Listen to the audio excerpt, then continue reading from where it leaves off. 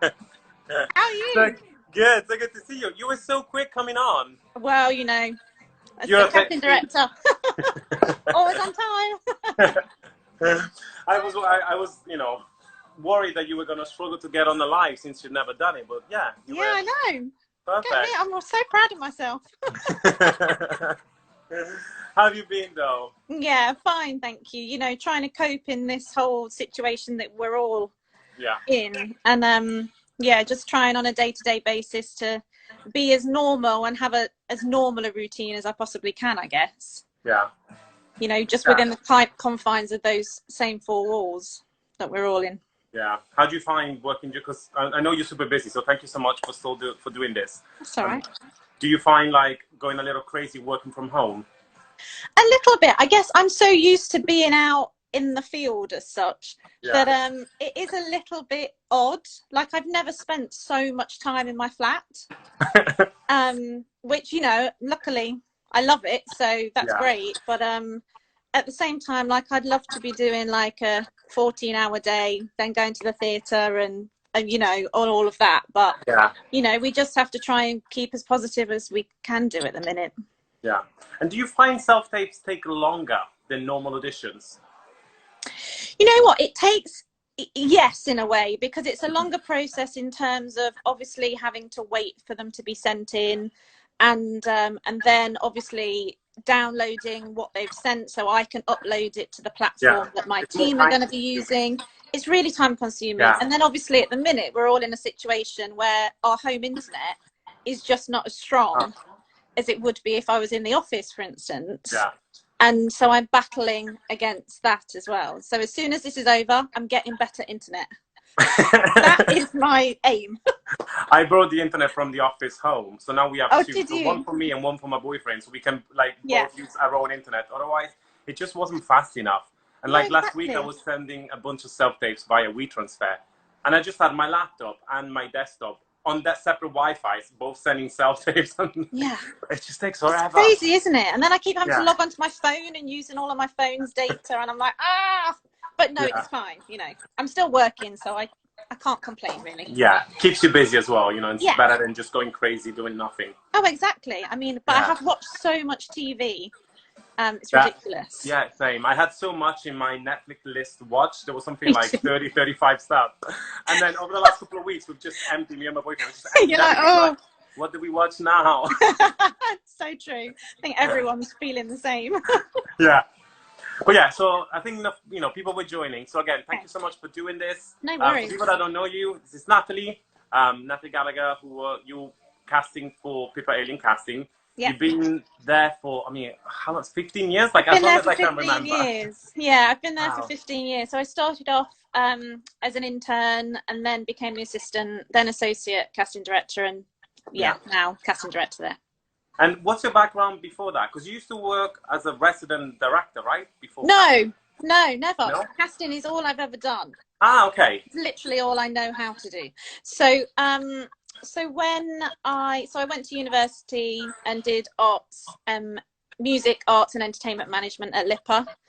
And in your third year there, you have to do a placement. And so I thought I'm really, you know, I wanted to be in the theatre in some way, but knew that I didn't want to perform or anything like that. And so I thought I'm quite good at the admin and the all of that side, but I love the creative side. So I just thought, maybe casting would be a way to bring those two together. And so did my internship with Pippa, and I was really lucky that when I left university, she offered me a job. Yeah, so you started straight away from uni, did an internship, and then work your way through, of course. Give me just 1 second. I'm going to grab my my headphones, because I know sometimes the sound goes a little funny if I don't have these little guys in. There we go. Oh, can you hear me? Good. I can't hear you. I can hear you now. Yeah. Can you hear me now? Perfect. Yeah, cool. So would you say like casting was always like a passion that you had from early on? Yeah, I guess so. It's sort of one of those jobs that unless you do an internship or something, you don't really know what it entails. But I guess I was always fascinated by how a final product got to that and how they found those actors or dancers or performers to be in it. Yeah. And I guess from that side of it, my mum was a dancing teacher when I was little. Okay. My granddad was a singer, so I've always been surrounded by. So did you sing and dance when you were? Yeah. But I knew that that's what I didn't want to do as an actual. I much prefer being behind the table. But I've always been brought up in a family that really have always loved the arts, and we always were taken to the theatre as children, and I was taught how to play the piano and stuff like that. So I'm quite musical in that sense. Yeah. But I guess I just found the whole process really interesting of how they ended up with that final product.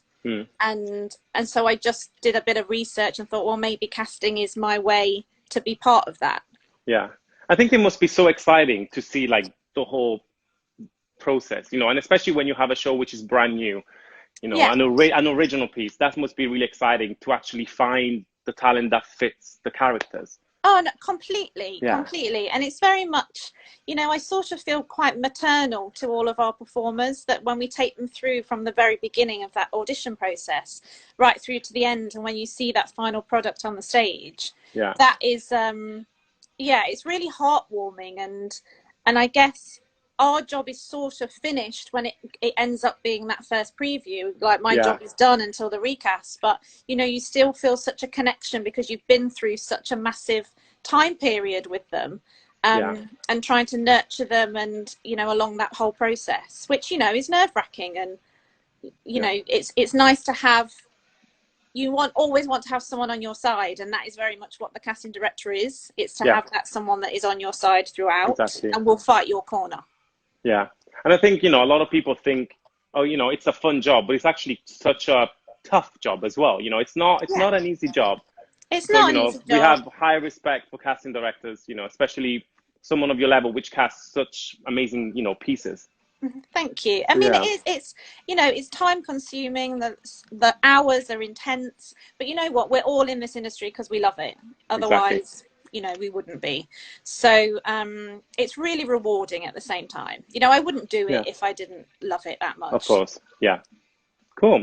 Well, I have some questions that people have written in, so we can get to that. Yeah. I'm going to crack on. So first one is, what's the best way to get on your radar once the business is up and running? And this is kind of like a question that we've had a lot, because especially new graduates, they're kind of stressing out and what they can do. Yeah, and I get that.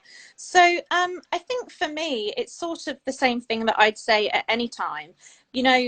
I go and see a lot of stuff, and I go to like the showcases and things like that. But of course, there will be people that slip through the net that I'm just not going to know who they are. So the best thing for me, I think, is just to send an email, just a short introduction. Make sure you're sending that email to a specific person and not just, hi there. Hi team. Because, it's so easy to find out who works where. Just a short little paragraph introducing yourself with your CV attached or your spotlight link.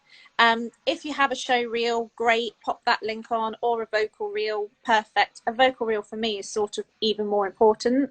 Yeah. And just short and sweet. And you know what? I'm from an office that has always been trained to reply to everybody. Yeah. We reply to everybody that sends an email. I'm not going to pretend I'm going to reply that same week, but it will sit in my At some inbox. point. Yeah, it'll sit in my inbox until I have replied.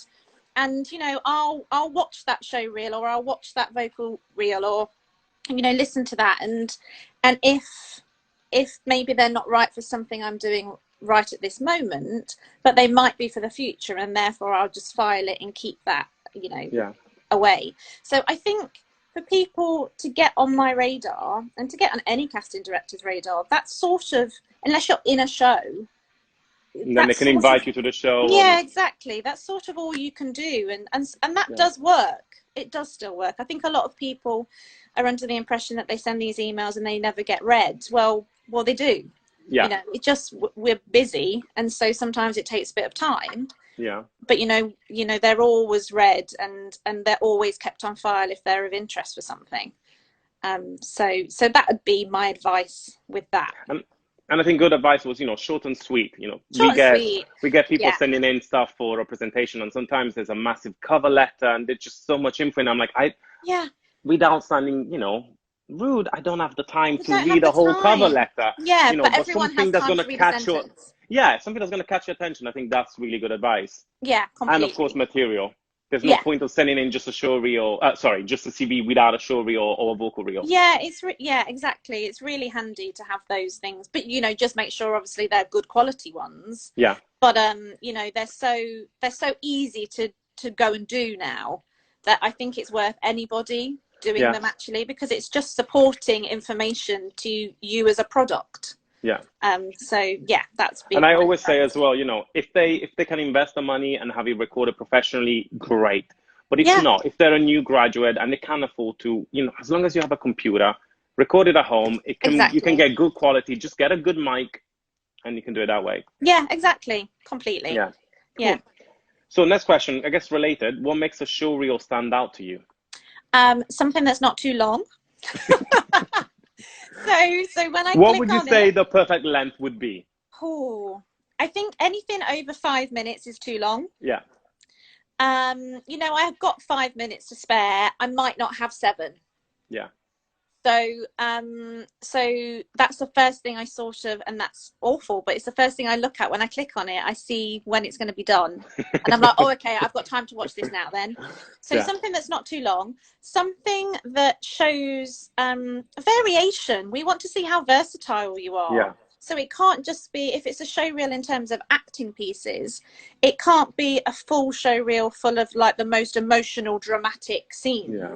Because I need a little bit of variation. So, again, I would say short little clips of those things. Great if you've been in something on TV that you can put on. But if you haven't, you can still set up stuff to film. So I just think, variety is the spice of life, as they say. And so I think you have to be able to show all different sides to you.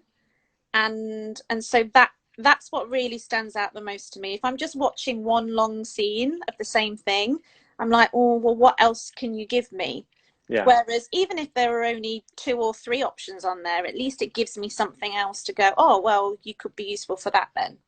Because at the end of the day, if you like them, you're going to invite them in the room. Exactly. So it's good for them to show that versatility, even short, 20, 30-second clips. Yeah. Yeah. Perfect. Yeah. Cool. So next question, what catches your eye in a headshot? And I think this is so hard because it's so subjective as well. It really is. It really is. So I'm proper old school. I still love a black and white headshot. And I know it's more colour headshots nowadays, which is fine. I still like those, but I just love the classic look of a black and white headshot. Yeah. I think, and try and keep it as neutral as possible. So not overly smiley, but not really grumpy. Like it's got to be, I want to see you as a blank canvas. And so I think, and having different options are great. And obviously on Spotlight, you've got that little thing where you can see all the different options, which is perfect. But as your main one, try and go as neutral and as blank canvassy as you possibly can. But I mean, you're totally right. It is subjective. There might be a headshot that I think is fantastic that, my colleague goes, oh, that's not for me. Yeah, we have that in the office. We always kind of, if there's a disagreement, we try and say, okay, as a team, who likes which one, and try to have as a group the one that we think is going to work the best. Yeah, completely. I mean, again, like with long hair, just make sure it's off your face. It's common sense stuff like that, but sometimes that's forgotten. Yeah. It's simple. Simplicity. Yeah, Kiri did a talk last week with a photographer, and no hands, no crazy poses. Like sometimes there's some Madonna. Really Oh my God, I like that. I'm gonna use that from now on. You're not Madonna. But a lot of people, for some reason, I would say out of London as well, a lot of people that write in from abroad, there's always like headshots, like honestly something. Like, what are you doing? What is all that about? Yeah. Cool. So next question, what is the biggest no-no that gets most people cut straight away in auditions? Okay. I mean, for me, and this is obviously about what you like. This is talking about. Yeah. Yeah, I guess that whole thing of when you first, so my biggest no-no is obviously not being prepared. Yeah. Because you have to treat this as a job interview. Because, you know, that's what it is. And Yeah. so you wouldn't go to a job interview and not have done your research. And so, you know, make sure that, you know, I'm not saying you're going to know who everyone on the panel is necessarily unless you've been told in advance, but you should know something about the show that you're auditioning for. 100%. It's so easy to find information on shows' websites and things about who the associates are that may possibly be in that room. So I just think people that haven't done their research and haven't prepared their material enough. Now, I'm not saying you have to be, you know, if we've given you material for that first round off book, because it's not a memory test. Yeah. But I am saying that if it's your choosing, you've got your own songs to sing, well, know them. You know what cuts you want to do. Make sure you explain that to all of the pianist. So I think that is my biggest no-no when people come in and it's as if they don't, if when they haven't done that, it's as if they don't really want to be there. Yeah. And the thing is, there are so many other people that would have killed for that slot. Exactly. I had a chat just last week and I was saying you have to treat an audition like a job interview. Completely. In a normal, let's say in a normal business, you wouldn't go in for a job interview without not knowing the company that you're interviewing for or who you're meeting. Yeah. So it's just basic common sense, I guess. It is, you know, and then the second thing I guess would be to be friendly, you know, nice. And we know you're going to be nervous. That's a given. That's fine. But, you know, just we want to also know, as well as you being able to do, you know, sing what we need you to sing or whatever, we also want to know that you're a nice person that we want to work with and you'll be a good company member and all of that. And that first impression really does count for a lot. So, yeah, they would be my two things. So be nice, be prepared. Cool.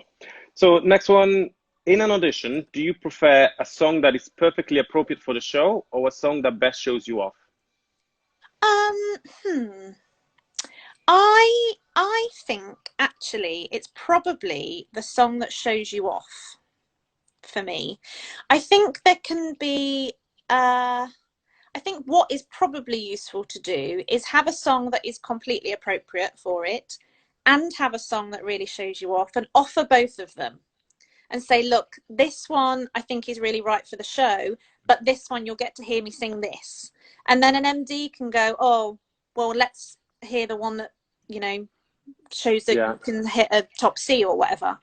So I guess it's always best to choose material that you're completely comfortable with and not just to learn something necessarily for brand new for I that always audition. give that advice, because you need to know it. Yeah, again, exactly. Being prepared. Yeah, so if it's not completely right for it, but it does show off vocally what you can do, which would be useful for them to hear, I think my advice would be to go with that one. Because then if you do get the recall, they'll give you material from the show. And then you can show off that. Yeah, exactly. So I think that's what I would prefer, just because I'm all about making the actor feel comfortable in that situation to make sure that they do their best. Yeah. And so therefore I think probably the song that shows you off the best will do that. Which I think that goes back to as well being prepared. So knowing what's in your rep and give them options. I have this or this. Yeah. So that you come across that you know what you're on about, you do this every other day, and you really know your stuff. Yeah, completely. Yeah, and also just another little tip that if the song is in your rep, if any song is in your rep, be prepared to sing it. Because you know full well that you can give that book, you know, to a musical director and they'll pick a song you've not sung in ages. Yeah. And so if can you I tell haven't you a funny that, story? So years and years ago, I was auditioning for something. And there was a sheet I had to put down 5 songs. Now I had 4 songs with me, and the 5th one was something from Next to Normal that I was learning. So I had the sheet music with me on the train because I was learning it. And I asked the runner, I was like, I only have 4. And I said, no, they need 5. And I was like, oh, I don't have 5. And so I thought, right, I'm going to put that one at the bottom. You know, I put it in brackets. You know, they needed 5. And they didn't specify in advance. Of course, I would have brought more stuff with me. Yeah. So I go in the room and they asked me to sing the 5th song, which was There's a Light from Next to Normal. And I went, I don't really know the lyrics that well. And I go, no, I love the song. Let's do it. I was like, so I sang it, and the whole song, and they wanted the whole song. It was one light, punching on is alive. One. I sang the whole song. You still know it really well. Yeah, exactly. I sang the whole song like that. Like I was on key. I was just using sounds coming out, not words. I tried not to laugh, like so embarrassed. And after I finished, they were like, "So you really don't know that one?" I went, "No, that's why I didn't want to put it down." I didn't try and explain. And they were like, "Okay, let's sing something else." Like, thank you. I still got a recall, thank God. But like, I learned my lesson. I was like, okay, even if they ask, just never again, just forget it. Yeah, just forget it. Exactly. Yeah. So if it's in the rep, then you need to know it. And if you don't know it, or if you haven't sung it for a few months or whatever, just take it out. You can always put it back in. Yeah. But you know, and I think it's just... one advice that we've been giving now is, using this time to consolidate your rep. See what's in there, see what needs to go back in. And there's a lot of singing teachers that are giving great deals to do lessons via Skype, via Zoom. So there's really no excuse of using the time to better yourself. Yeah, completely. Cool. So next question. How do you prefer people to present themselves in an audition with regards to their makeup and clothing? Okay, so again, it goes back to the whole job interview thing. So smart casual, in terms of if you were coming in for a singing audition or an acting audition. Dance wise, it's always great for the choreographer to see line and technique, so nothing that's too baggy. I think simplicity again is best. I think a lot of people sometimes think that you have to put all the bells and whistles on to stand out, but you really don't. Like, your technique and your ability is what makes you stand out, not what you're wearing. Yeah. So it's always best to try and keep it simple. In terms of makeup, don't go overboard unless they've specifically asked for something, which, sometimes happens. Just make sure it's appropriate to what you're going in for. Yeah. And it's the same thing with hair. It doesn't have to be, the most amazing, hairstyle. We want to see you, again, like I've said, as a blank canvas. Yeah. To see if that show fits you. And so I think people overthink what they wear and everything. And it's also that thing that people often wear the same thing to each audition, which again, I completely understand why they do. Do you remember what people wear when they come back in? Yeah, completely. And I totally understand why they do it, because they think, that will be useful because they'll know that that's what I wore before. Or it can be like a thing that helps your nerves. Yeah. Or you think, I got through that round. Maybe that was partly to help. And so I used to do that for dance calls. I used to, if I went to a recall, then we're the same. So it's easier for the team to remember who you were in the last round as well. Yeah, and that's completely fine. Yeah, I'm happy either way, really. It does make a team remember you. That is true, but it's not. But again, it's not essential if you like to mix it up every time. That team, as they're going along that process with you, they'll remember you anyway. Completely. So yeah, I'm always about just simple, not too much. We don't want to be focusing on the outfit. We want to be focusing on what you're doing. So yeah. I know, like, if we're doing auditions, the moment I write down comments of what they're wearing, that's when I know it's gone wrong, if I'm going, oh, nice shoes, nice heels, then, I'm bored of what they're singing. Yeah, true. I mean, I've got to admit, sometimes I have gone, oh, where did you get your shoes from?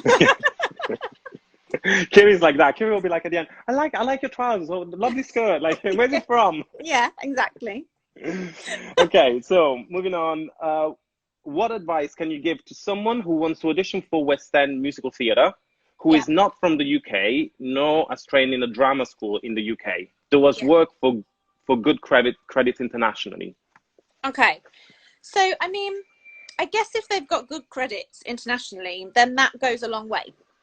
Yeah. Just because they haven't trained here necessarily or had their first credit here, if I've seen that they've worked on something, over in Germany or Australia or something that I'm thinking, oh yeah, I mean, I know the guys that work on that, or I know that team, or that's a really high standard production, then that obviously will go in their favour.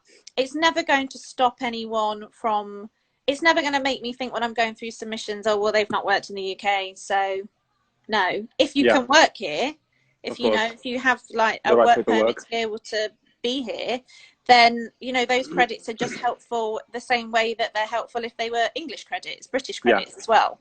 So I think just because someone hasn't had their first credit here, you know, that doesn't put me off at all.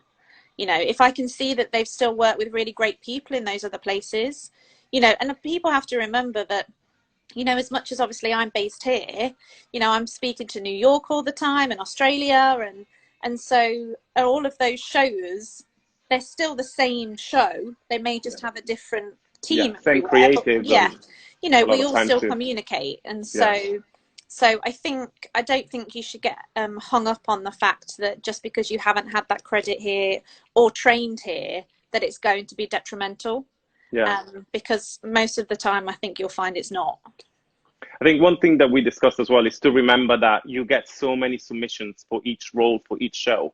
So when you have 6,000 for something, of course you're limited, and as much you would like to bring everyone into the room, it's just logistically impossible. So maybe to those people also would say, you know, be patient, that sometimes maybe you're inviting less people than usual, and then you're focusing on the people that you've met, on that you already had in another show, and that's just reality, I guess. Yeah, it is. It's really tough. I mean, like, for a lot of shows, there's so many people that get submitted for things. And like you said, you know, I'd love to see everybody, but I just physically don't have the time to do that.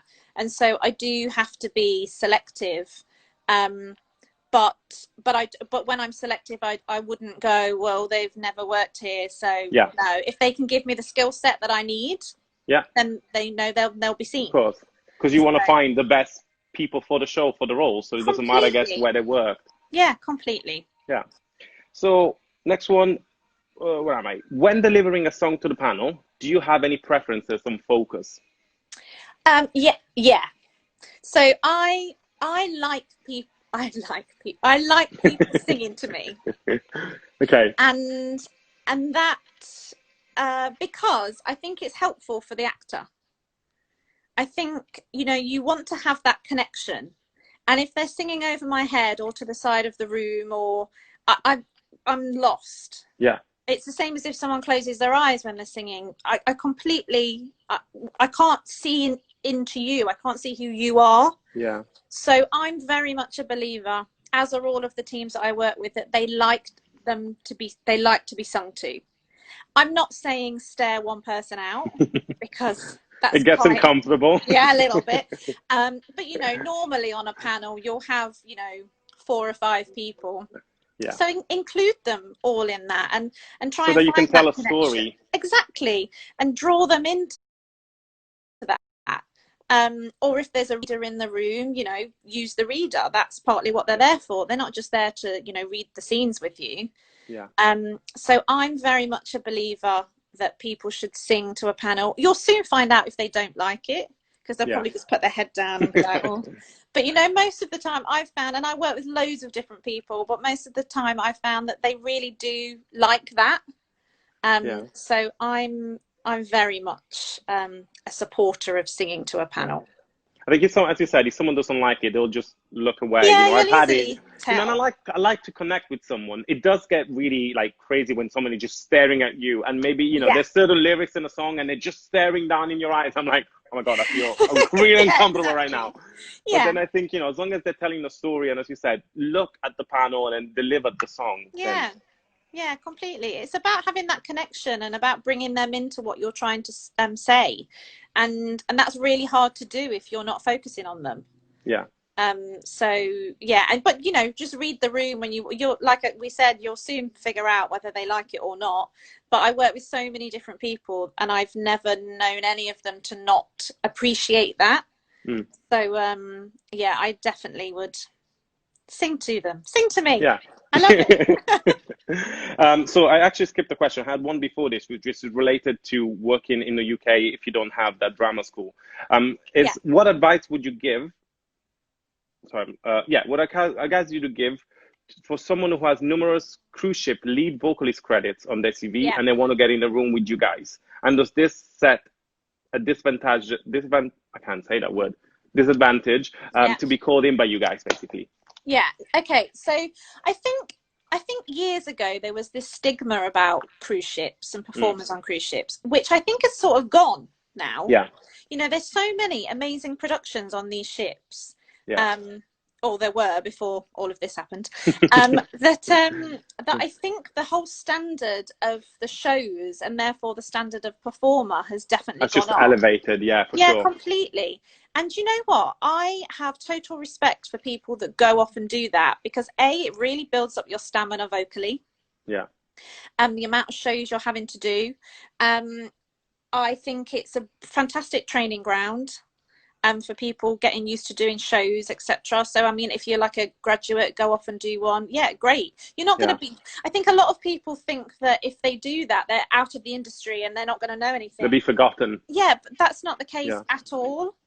You know, and then again, vice versa. I've known some performers that have had a good few years in the West End and have then gone, actually, I want to go and do that. I want to go away. A, I want to save some money, not pay for any kind of rent in London, and B, I want to see the world. Yeah. And so, you know, and you may as well be paid to see the world. So I think it definitely isn't a disadvantage for me at all. And I wouldn't look at a CV and go, well, they've only done cruise ships and turn them away. Again, if they've got the skill set that I am looking for, then they'll be brought in. You know, it's all about that. So I think people need to get away from that whole, all those performers aren't, you know, quite as strong as those in the West End, because I just don't think that is the case anymore.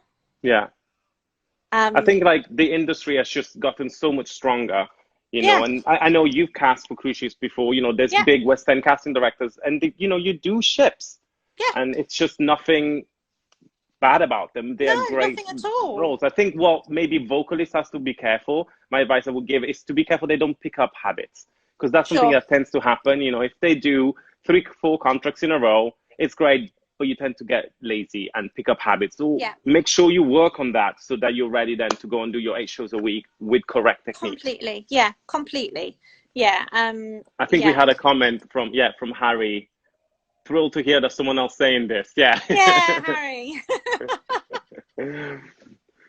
No, exactly. I just think, like we've said, I think people had this whole stigma about it years ago, and it's just not like that anymore. Yeah, it's really not. Exactly. So next one, do you treat open auditions different to private auditions, and how do you run them differently? Yeah. Okay. So in a nutshell, I guess yes, because the amount of people that turn up to an open. Oh, it's crazy, right? Yeah, it can be. So what we would tend to do is, firstly, I'd start a lot earlier. So I'd probably start at like 9 o'clock rather than 10:30, 11. And then obviously go through until you're finished. Now, dependent on how many people turn up is obviously going to be dependent on how long I can spend with each person. Yeah. So rather than hearing like a whole song, I'm only going to be limited to hearing like 16 or 32 bar cut. Because it's just got to be quick. And basically, I'm sort of seeing if there's something there that is suitable for that show, and then can explore that later in a normal audition. It's almost like a pre-selection, an open audition, right? Really. To see who you're going to invite and actually get to spend time with. Yeah, exactly. So yes, it is different. So it's faster paced. The same with like a dance open as well. You know, you're not going to be able to see as much of someone that you would do in a normal audition just because the amount of people there. But it's just to give us a flavour if we think that you're the right kind of person for that particular, or have the right style or technique for that show. Because I guess it's almost like a pre-selection on Spotlight, you know, viewing their TVs, the show reel, the headshots, seeing if they're right for the show. It's almost that, but in person in a different way. Yeah. Kind of. No, completely. And then the same like with open auditions, that they may actually not be right for the thing that they've come to audition for. However, if I've seen them, they might actually be right for something else. And so then I can keep their CV and everything for that when that comes along. But they're long. I mean, audition days are long generally, but open audition days, they're long. Exhausting. It is exhausting. You know, it's amazing at the same time because you get to find so many new people that you wouldn't necessarily have had access to. Yeah. And can find some proper little gems in there. But, you know, it's long. And Yeah. so just be aware of that, and like be patient. You know, we will get to see everybody, but you know, sometimes that takes time. Yeah. Well, we hold two open auditions a year exactly for the purpose to see extra people. Of course, we do all the showcases, the colleges, Yeah. but we really like to see someone in an audition if we're going to represent them, because obviously Yeah. that's what we work with. And Yeah. there's a lot of people out there that may want to change or want to consider something new. So we do this, but they are super long days. I think Yeah. we still invite people. We call it an open audition, but we will still invite people. Sure. And we have about 700 people applying.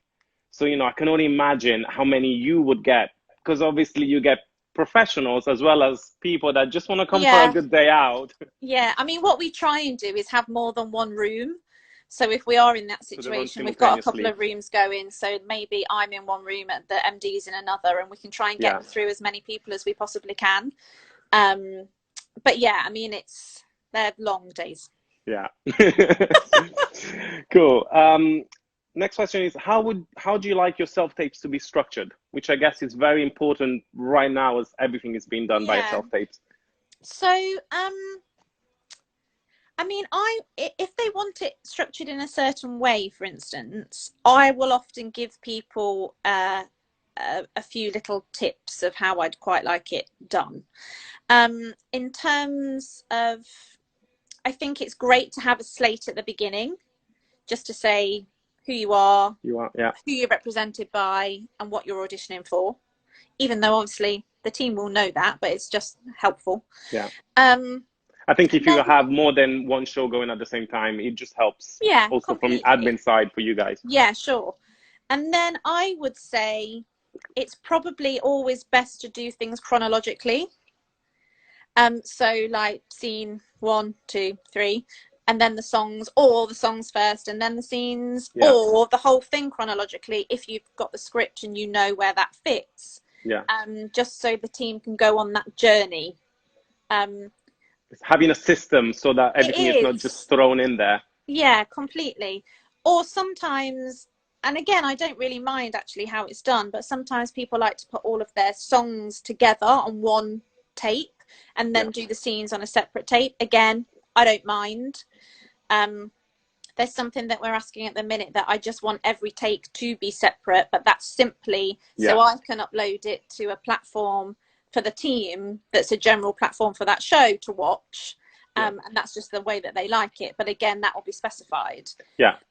So and just be careful as well when you're doing the self-tapes in terms of editing in them, because sometimes at the end, like I heard one the other day and someone said, oh, that wasn't very good, but they hadn't edited it properly. And I'm like, well, luckily I'm watching them all before anyone else is, so I can quickly edit that. And actually it was really good.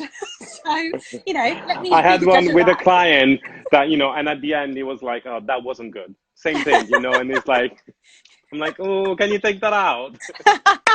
So yeah, just be careful, you know, watch back what you've done. Unless that's the trick, you know, they do that because maybe. then you're like, oh, well, that's actually really good. And probably they're thinking that's the best one, but I'm just going to say that. Oh God, that's such a clever thing to do.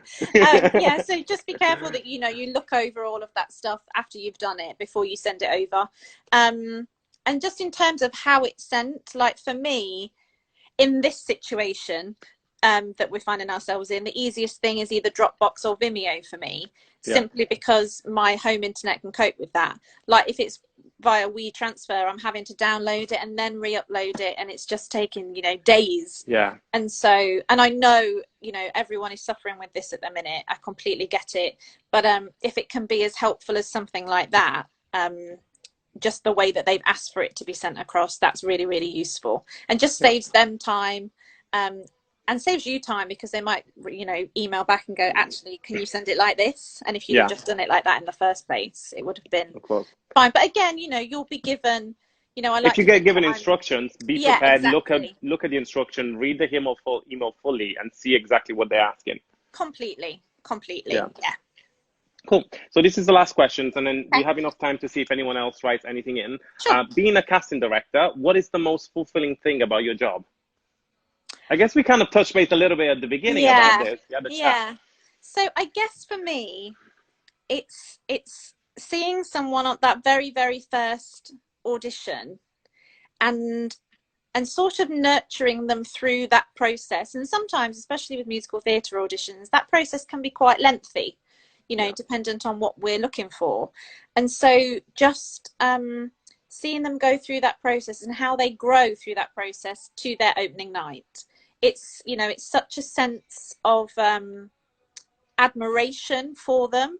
And like we said earlier, that whole maternal aspect that I have towards all of those performers, that you see them, you know, from when they're first graduating, you know, and now they're playing lead after lead. And, you know, and it's not even about if they're a principal. Like, I still get that same feeling of satisfaction that if I've seen someone, you know, in a dance call at the beginning and then they're making their professional debut in the ensemble. I mean, that is great. So it's the whole process and seeing how that performer grows through that is probably the most fulfilling thing. I get which that. Is why I do the job. That's exactly what I love about being an agent. You know, if there's a new graduate asks me, what do you love about this? That's exactly what I say. It's the nurturing, the seeing the growth from the college show to the first job, to the West End debut. And I go and see, I try, we all try and see as many clients performing as possible. You know, we go abroad, we really try to get everywhere. But it's just, I sit in the audience and I cry. I'm really emotional. You know, I'm such a crier. But I'm just sit there and I feel like a dad. And I'm like, oh my God. And I just like crying with tissues. Yeah, completely. It's such a wonderful feeling to know that you've had, even if it's a very, very small part in that, you've had a part in that, and making sure that they have ended up in that position and tried to help them along the way. And that's why I think it's one of those things that every performer has to, you know, really realize that the casting director is always on their side. On your side, yeah. You know, without them, I couldn't do my job. Yeah. So, you know, I always will have their back. And so that's why it's such a proud moment when that happens and you see that first show and you're like, yes. So that's why we all do it, isn't it? Yeah. Otherwise I'd go and, I don't know what else I'd do. What would you do if you were in casting? Oh my God, I have no idea. You know what I'd really love to do, actually? I do know this. And I don't know what they're called, but I would love to be that person that finds all of the music for like TV shows. Okay. Or like films, or I'd like to be that person. So I don't know what they're called. I know. I think it's because I love music so much that I'd still have to do something like in the industry in some way. But like my sister, for instance, is a nurse. So she's like on the front line at the minute, and like I have complete and utter respect for that, and for everyone that, especially, and you know, everyone that's in this industry at the minute that are doing other jobs, you know, because obviously they have to. But you know, all those people that are volunteering to do stuff, or you know, just working in Tesco's, or you know, that's just amazing. It really is. Cool. Well, thank you so much for that. We didn't have any question written in. Let me double check, but I think no, that was it. So yeah, thank you so much for today. Before we close, I'm just going to talk through what's happening the rest of the week. Let me have my notes here. So tomorrow we have Kiri, who's joined for a makeup tutorial to discuss stage makeup, which I think will be really interesting. And I guess touching base as well on auditions, what people should wear for auditions as well. That'd be really interesting. Yeah, really great. On Wednesday, Georgia will be joined by Beth to discuss production companies. And I guess how finding funding if you write a new piece, how finding funding to develop something. And then Thursday, Katie will be joined by Harry, who's the musical director on Phantom of the Opera tour. Nice. So we've been doing like different talks, and it's great that you're doing this. We try to be proactive and try to still, you know, give something to the industry. We've had some clients who are, I won't say sad, you know, who the situation really affected them.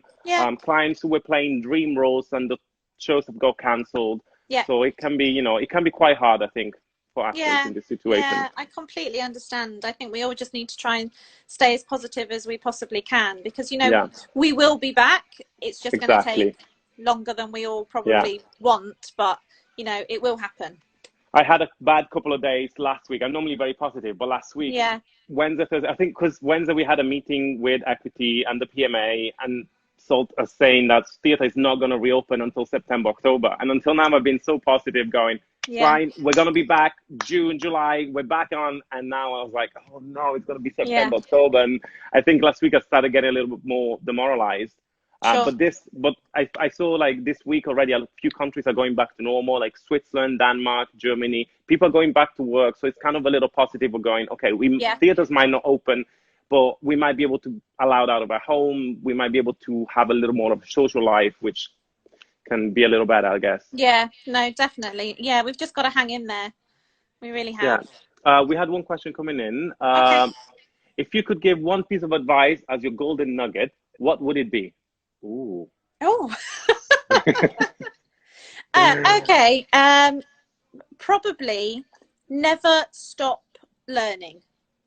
So I think a lot of people, after they've been to college, probably go, oh, well, I've done that. I've done my 3 years there. No, carry on having your singing lessons, going to dance classes, having acting classes, you know, all of that. We're constantly learning all the time. Oh, sorry, I just turned you around here. I don't know how I did that. Little Moulin Rouge there, I've noticed. Oh, I know. Oh my God, my camera's going crazy. I've had it playing in the background the whole time. I go for a run once a day, and I was listening to it today. It's actually a good running soundtrack. So I guess, that would be my thing, that, you know, never ever stop your training and your learning, because, you know, we're in this kind of industry that as soon as you do stop doing that, you can get a little bit complacent. Yeah. So it should, you know, carry on doing all of those things and keeping up all of that technique, and, you know, and then you get to meet other people during all of that, and that can only be beneficial. Yeah. So I think that would be my nugget. I always say, as an artist, if you feel like you've arrived, if that's your peak, you know, then you should retire. Because it's never going to be, you know, you need to have a challenge. You should be nervous for a press night. You should get nervous for your first day of rehearsals. And if you don't, then do something else. Yeah, absolutely. Yeah, I always find it weird when people go, oh, I'm not nervous. I'm like, really? I'm like, I get nervous when I'm doing auditions, you know. So, there's got to be that there. It's the whole thrill of the whole industry, isn't it? And that's what we crave, and that's what we love. And so, yeah. Yeah. Good. Well, again, thank you so much for today. Thank you for taking time out of your day for doing this. Yeah. I will talk to you soon. Yeah, nice to see you. And enjoy the rest of your day. Thank you, you too. Bye. Bye.